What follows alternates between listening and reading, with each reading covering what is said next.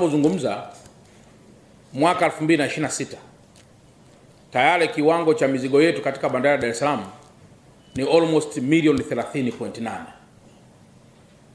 Hii inaonyesha wazi kwamba target na lengo ambalo lilikuwa limefikiwa kwamba ifikapo mwaka 2030 tutakuwa na mizigo hiyo tumewahi kuipata. Maana yake hiyo inaonyesha dalili kwamba kuna ufanisi mkubwa sana wa bandari ya Dar es Salaam kwa sasa.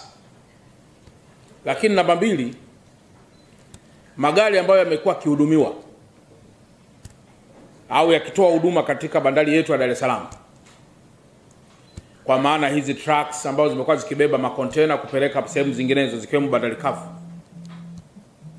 kabla maboresho makubwa ambayo yamefanyika sasa, magari ambayo yalikuwa yanaingia hapa na kutoka kwa siku ilikuwa ni kama 2100. Lakini hivi ninavyosema muda huu imeshahama idadi hiyo kutoka 2100 kwenda 2400, na mwaka huu mpaka tunafunga inakadiriwa kufika mpaka 3500 kwa siku. Mizigo ambayo ilikuwa inatolewa hapa au mizigo ambayo tunaipokea kutoka kwenye meli kama nilivyosema si chini ya tani milioni 30.8 kwa sasa, na magari yaliyoongezeka yanaongezeka kwenye miundombinu ya barabara zile zile.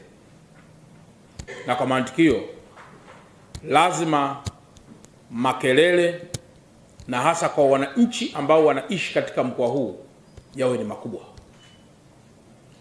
Kwa kikao chetu tumeitana ili tuelezane jambo moja kubwa, kwamba mafanikio makubwa tuliyoyafikia katika maboresho ya bandari, lakini mafanikio makubwa tuliyoyafikia kwa ukuaji wa population na ukuaji wa shughuli za kiuchumi, lazima sasa yasigeuke kuwa mwiba kwa mwananchi tunaishi naye. Road reserve leo za Dar es Salaam zimegeuka kuwa parking za malori. Sasa hapa nataka tuzungumze vizuri kabla tujafikia kwenye maamuzi.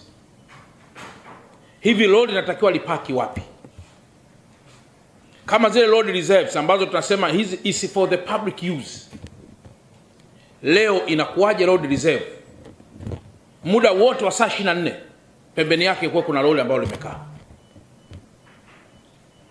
Lakini ukienda pale Ubungo tuna stand pale imejengwa kwa zaidi ya bilioni 54, inaitwa stand ya Magufuli. Lakini leo tumeruhusu kila sehemu ya mkoa zitapakae kuwa ni stand. Nimemsikiliza Mheshimiwa Waziri wetu wa mambo ya ndani kuhusiana na baadhi ya matishio ambayo yanakuwepo katika mikoa yetu na katika nchi kwa ujumla na watishiaji. Kikao hiki nataka kitoke na majawabu kwamba je, pamoja na hayo sisi utaratibu wetu wa mabasi na mambo mengine yanayohusiana na hayo tuendelee kuyaacha kama yalivyo au tuchukue hatua sasa?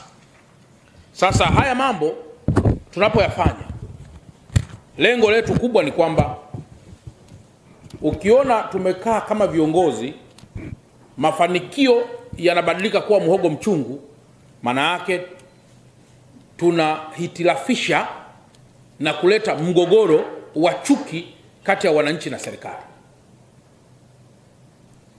Philosophical implication inaweza kaja tu, mtu akageuza akasema kama hili limeleta hivi basi labda tungebaki tulikokuwa, jambo ambalo haiwezekani. Lazima tukue, twende mbele, na hatuwezi kulaani mafanikio, lakini lazima tu solve problem inayotokana na mafanikio yetu.